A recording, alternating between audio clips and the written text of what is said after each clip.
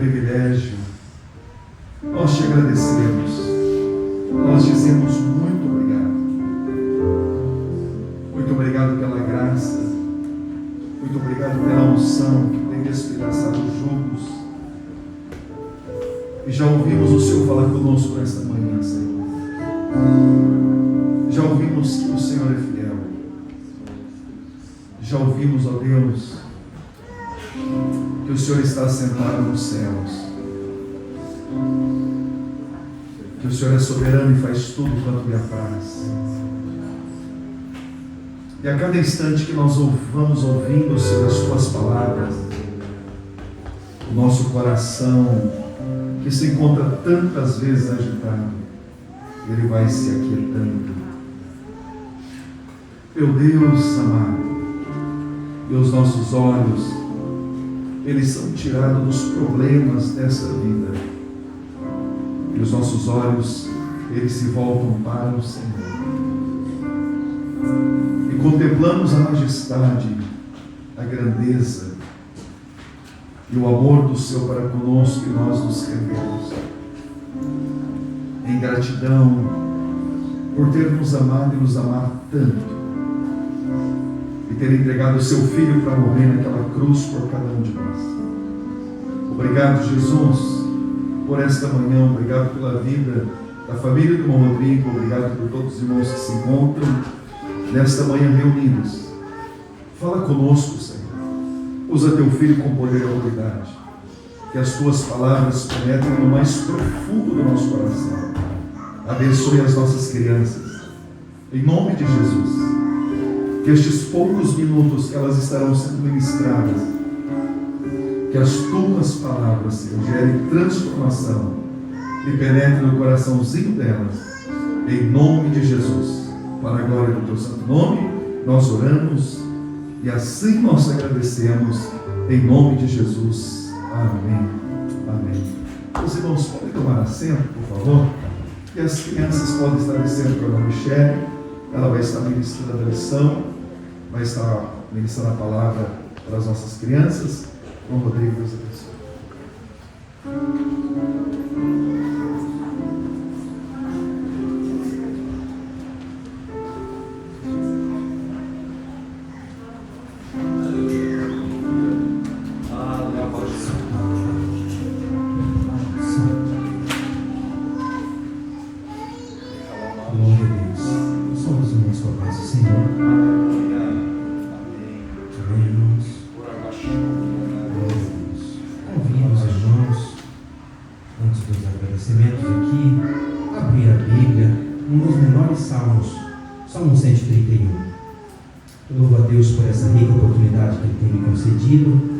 Agradeço ao nosso pastor Adevaldo Militão. Pastor, Deus abençoe o Senhor, a sua família, continue abençoando. Muito obrigado. Agradeço a minha esposa, a minhas filhas. Obrigado por me suportarem e pelo amor estendido até a mim. Aleluia.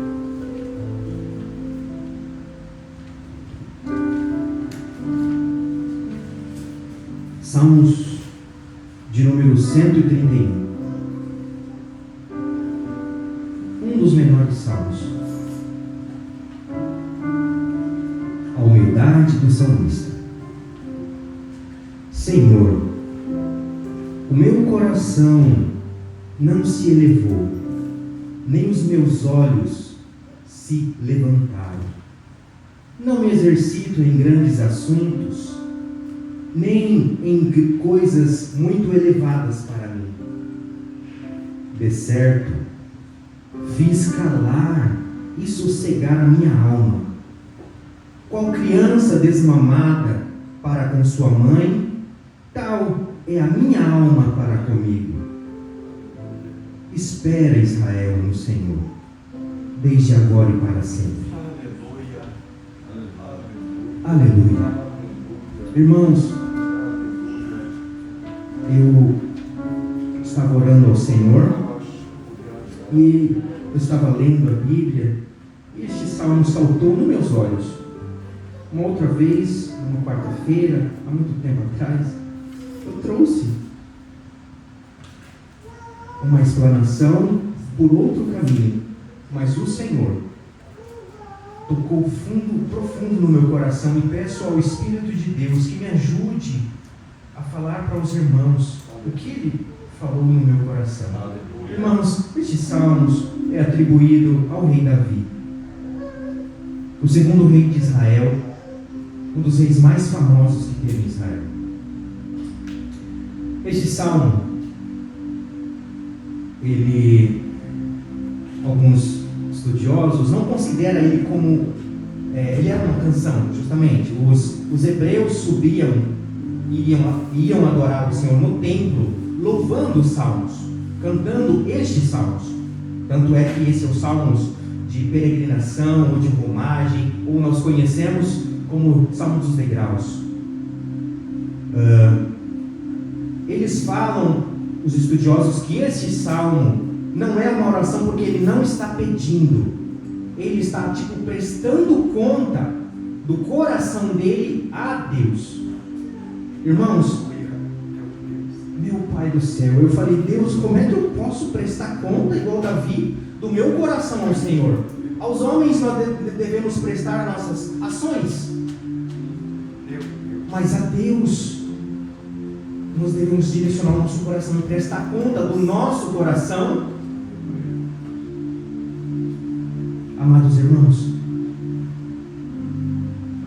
eu quero seguir a linha de raciocínio de alguns estudiosos que diz que esse salmo foi escrito aproximadamente nessa época de 1 Samuel capítulo 18, que depois que o rei Davi ele venceu o gigante Golias,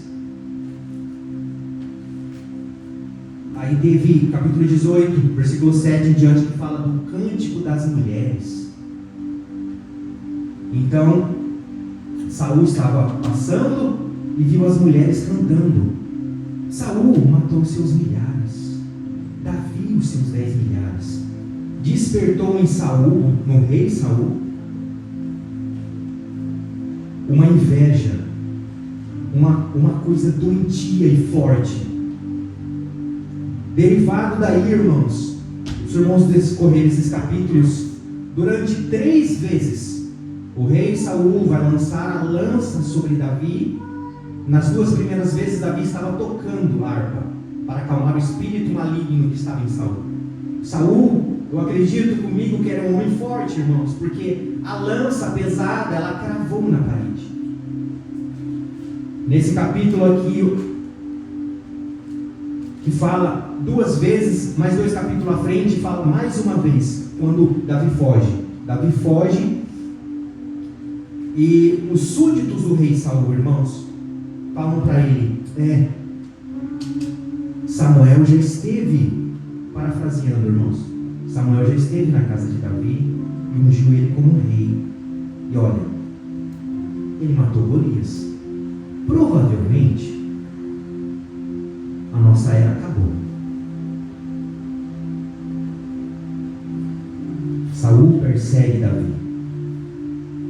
E eu descobri na Bíblia que, lembre 2 Samuel, uma quarta-feira retrasada, que quando um rei era deposto, toda a sua família, todos os seus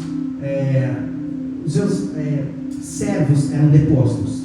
Quem tinha sangue real geralmente eram mortos para não suceder, não reivindicar o trono. Então aquelas pessoas, irmãos, falavam para Saul, e Davi, ouvindo isso, voltando para Salmo 131, Davi ouvindo isso, estou indo por essa linha de raciocínio, Davi disse: Senhor, estão falando que eu quero tomar o trono de Saul, mas o meu coração não se elevou a essas coisas, Senhor.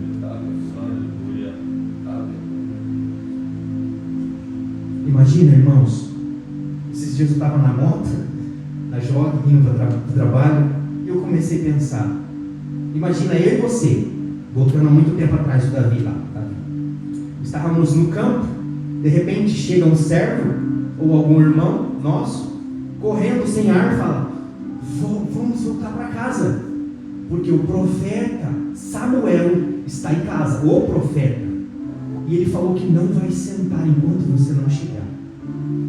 Imagine, irmãos, passado algum tempo, Deus dá na nossa mão um leão, um urso, depois dá para nós Golias. E antes disso, nós somos ungidos diante dos nossos familiares, da nossa casa, como o próximo rei de Israel. Agora, no Salmo 131, seguindo a linha de raciocínio, Davi se defronta com essas mulheres e falam que, estão falando, o rei está falando que você quer usurpar o trono dele.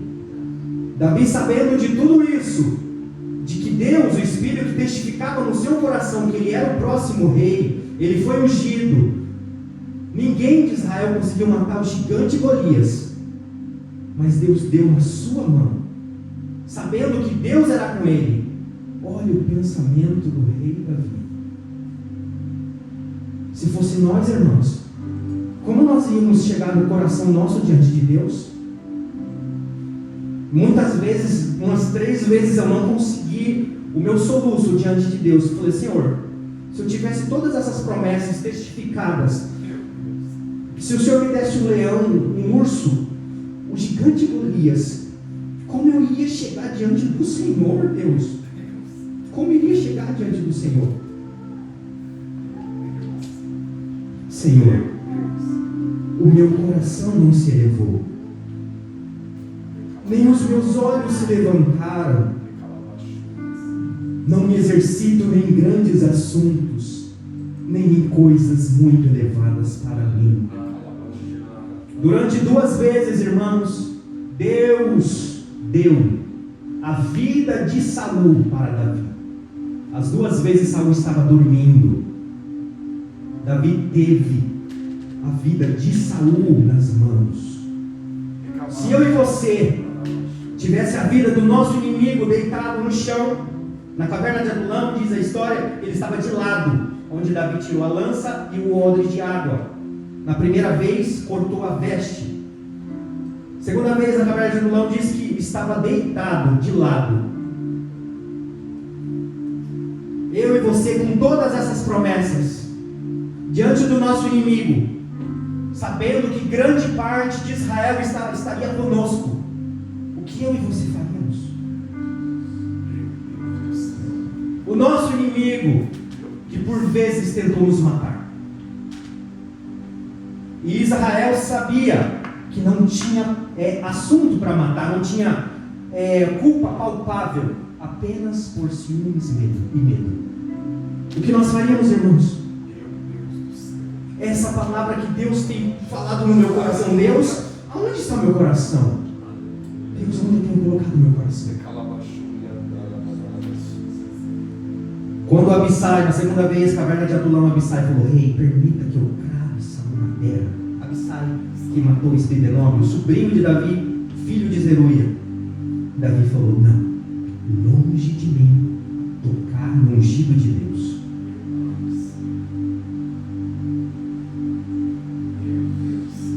Versículo 2: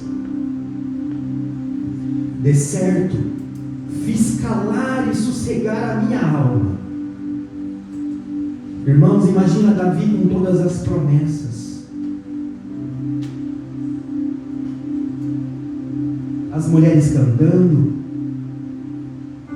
o rei cada vez mais se aprofundando nos ciúmes, se definhando no próprio ciúmes do ser humano, nas prisões da alma. A pessoa, ela cai, ela se prostra e vai cada vez mais no profundo da obscuridade. Davi, sabendo que era com ele, que era ele o próximo, mas o que ele fez, irmãos? Ele fez calar a sua alma. Que voz nós estamos dando para a nossa alma, irmãos? Até que ponto houve o grito da nossa alma, irmãos? A exaltação da nossa alma? Estou falando aos irmãos porque primeiro essa palavra falou ao meu coração e por vezes me encontrei em soluços. E onde eu quero me ater nessa parte.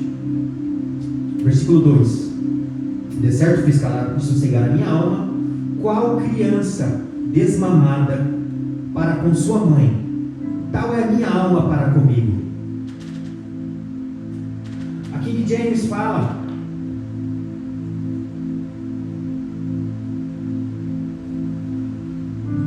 aleluia. A King James fala não criança desmamada, ela usa uma figura, uma ilustração. De fato, acalmei e aquietei os meus sentimentos. Como uma criança satisfeita, esta para com sua mãe, assim a minha alma está para todo o meu ser. Da outra vez, na quarta-feira, eu fui por essa linha, irmãos, mas hoje eu quero ir pela revista Almeida, né? Aqui, vamos, irmãos, a criança, tal como uma criança desmamada. Minha esposa teve 2 filhas. E as mães sabem, ontem a minha sobrinha, ela começou a chorar de dor. E quem é mãe, quem é pai, já sabe quando a criança está chorando de dor, de manha. E também sabe quando a criança está com fome. Parece que o choro é igual da dor, né? O choro da criança de fome é igual da dor. Daquele jeito. Irmãos, uma criança desmamada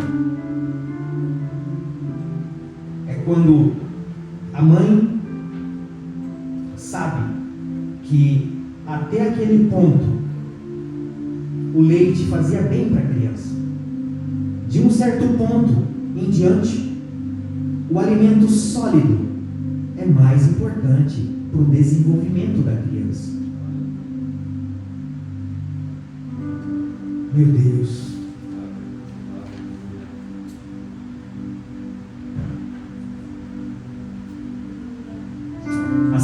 As crianças israelitas, irmãos, eram desmamadas de 3 a 4 anos. Um acontecimento que marcava a primeira infância da criança. Porém, depois da crise do nascimento de toda criança,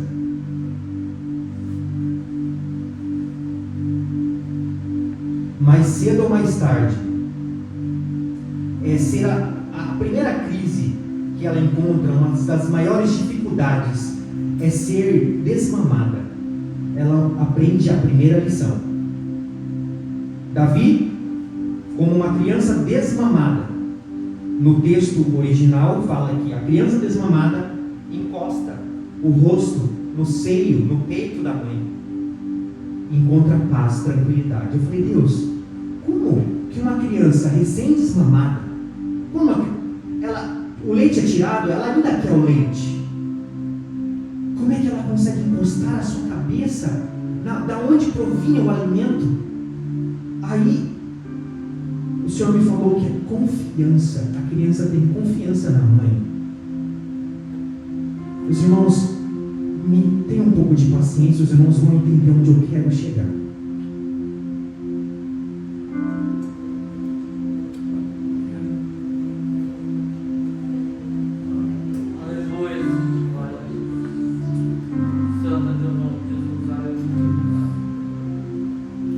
O processo de crescimento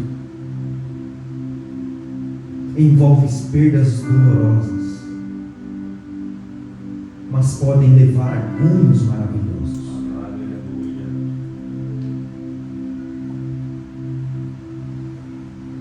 O objetivo de Deus é que alcancemos a maturidade emocional e espiritual. Irmãos, eu quero deixar apenas alguns versículos. 1 Coríntios, capítulo 13, versículo 11. Por favor, alguém pode me ajudar? O objetivo de Deus é que alcancemos a maturidade emocional e espiritual. Ou seja, irmãos, nas etapas da nossa vida espiritual cristã, acontecerá alguns desmames, algumas coisas nos serão tiradas para o nosso crescimento. Por favor, quem achou? 1 Coríntios 13, 11. Quando eu era menino, falava como menino, pensava como menino, raciocinava como menino, mas logo que cheguei a ser homem, acabei com as coisas de menino. Muito obrigado. Capítulo 14, versículo 20. Por gentileza, alguém pode me ajudar? 1 Coríntios 14, 20. Não sejais meninos no entendimento, mas sede meninos na malícia, e adultos no entendimento. Aleluia. Muito obrigado. O último versículo, Efésios, capítulo 4, versículo 13 ao 15. Alguém pode me ajudar, por favor? Efésios 4, 13 ao 15. Mas agora, em Cristo Jesus, vós que antes estáveis longe,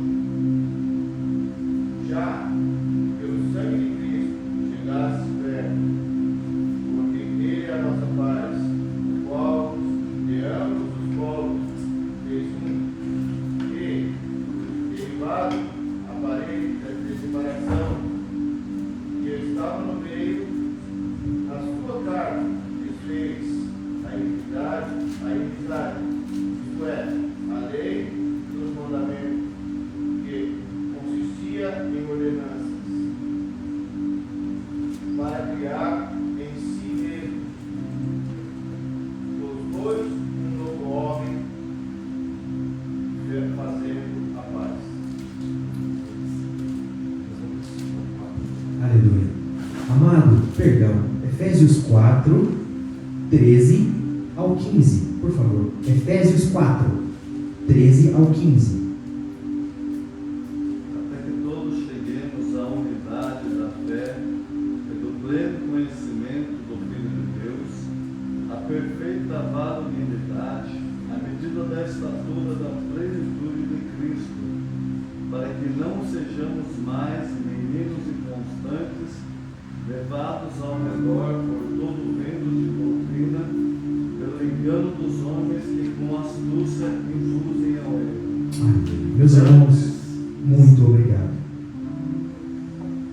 Por vezes Deus precisa nos desmamar de coisas boas para nos dar coisas ainda melhores. Aleluia. Essas semanas atrás, estive orando a Deus e falei: Deus, eu não estou suportando, Senhor. Por que isso, Senhor? Por que esse sentimento? Por que de novo, Senhor, essa emoção? O Senhor sabe que eu quero paz. O Senhor está vendo tudo, mas por que isso, Senhor?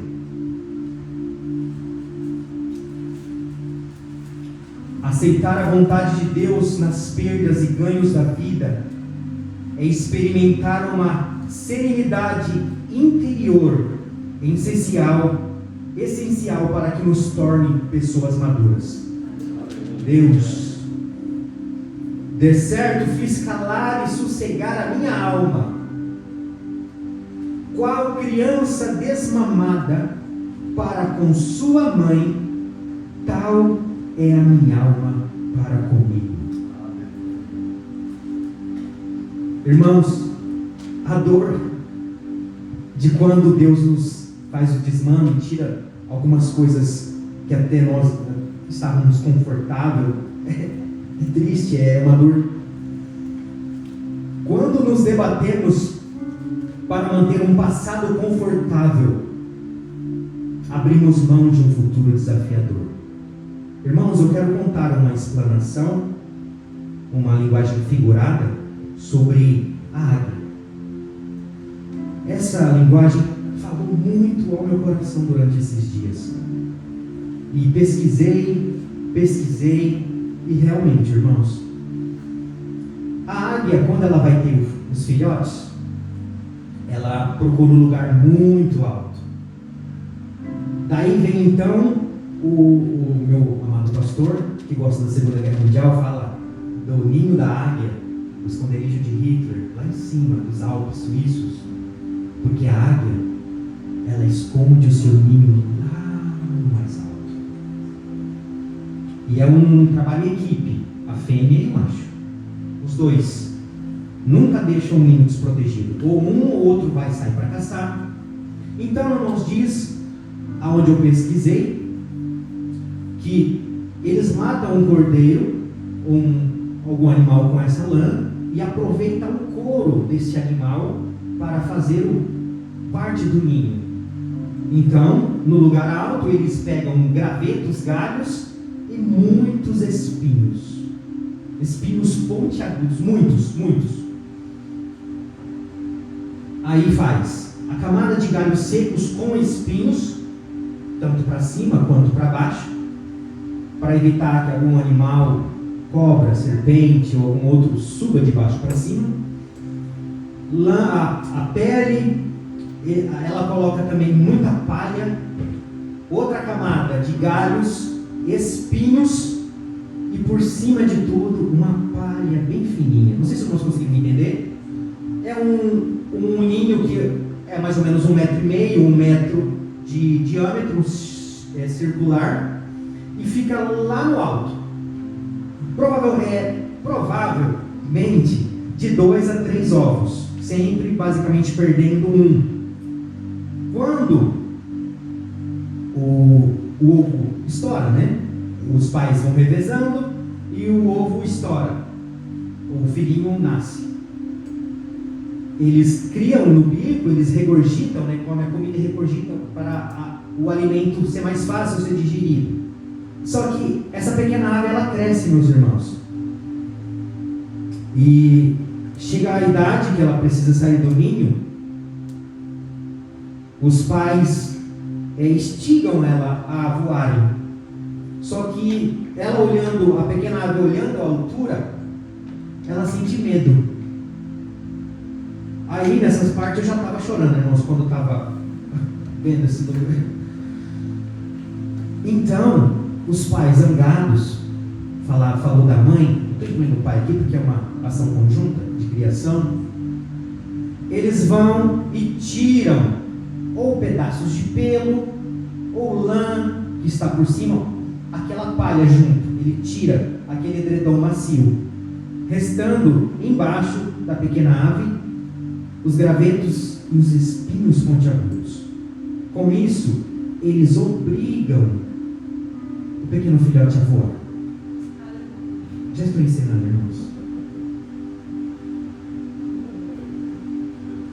Quantas situações na nossa vida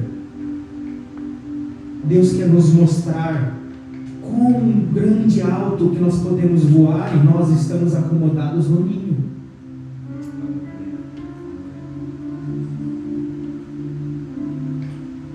Quando o filhote pula, alguns filhotes, não é todos, não são todos, ele despenca. E a mãe vê que ele não vai conseguir planar voo, ela desce, irmãos.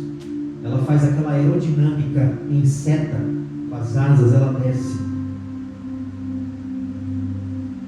E plana por baixo dele. E eu lembrei de um versículo. E ela o tem entre as suas asas. Eu não consegui achar esse vídeo. Quando o filhote pula e não consegue voar, a mãe plana por debaixo dele e tem sob as suas asas. Quantas vezes, até mesmo nós apressados, irmãos, e o Senhor nos tem sob as suas asas. Irmãos, vamos aceitar o que Deus tem para a nossa vida. O Senhor tem pensamentos de bem para conosco. O Senhor não tem pensamentos de mal. De certo fiz calar e sossegar a minha alma. Qual criança desmamada para com sua mãe, tal a minha alma para comigo. Eu sabendo, a criança sabendo que dali do seio da mãe provém o alimento, mas ela entende que a mãe vai dar algo melhor e mais nutritivo. Então a criança encosta a cabeça e descansa e confia plenamente na mãe. Confiemos no Senhor. Ele tem algo melhor para nós, irmãos. Para encerrar, espere, Israel, no Senhor, desde agora e para sempre. Espere, meus irmãos de Senarudai, no Senhor, desde agora e para sempre. Irmãos, aceite a vontade do Senhor, porque ela é boa, ela é perfeita e agradável. Aceite algumas vezes Deus tirando coisas, irmãos. Aceite Deus tirando coisas. Aceite de bom grado essa aflição que muitas vezes tem tido no teu coração. Aceite essas perguntas e interrogações. Estamos em transição, fora da zona de conforto.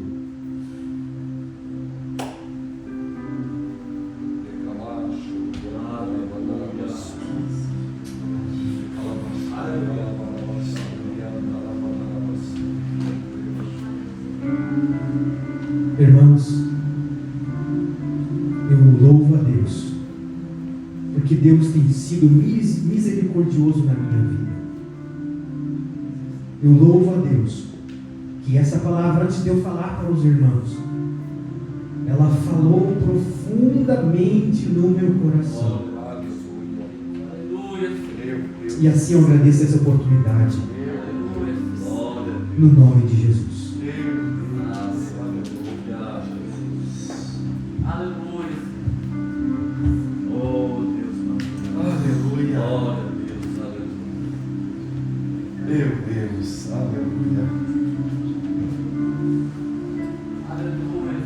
Que palavra, aleluia.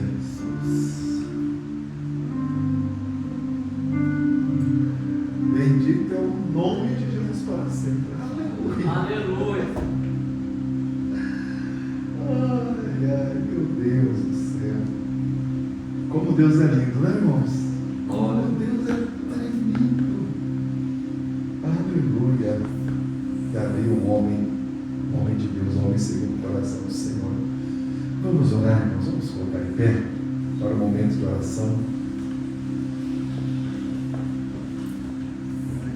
Jesus. Paizinho, nós te agradecemos por essa palavra dessa manhã. Eu acredito, Senhor, que todos nós viemos aqui não para ouvir aquilo que queríamos, mas para ouvir aquilo que o Senhor tinha para falar conosco. E nesta manhã, Senhor, a nossa alma está regozijando no Senhor, porque entendemos, ouvimos a Tua palavra e vamos continuar, Senhor, meditando, extraindo dela tudo quanto for possível para que sejamos fortalecidos mais e mais. Mas nesta manhã nós aprendemos que o Senhor permite algumas perdas para que tenhamos coisas melhores. Meu Deus, no nome de Jesus, nós temos dificuldade para entender isso, Senhor. E reconhecemos e confessamos diante do Senhor. E pedimos uma iluminação do Espírito Santo, para que entendamos que a vontade do Senhor é boa, perfeita e agradável para cada um de nós, para a nossa família. E mesmo em meio às adversidades, mesmo em meio às situações que nós não entendemos, ó Senhor da glória, o Senhor tem planos, o Senhor tem propósitos. O Senhor tem, ó Deus, algo para realizar.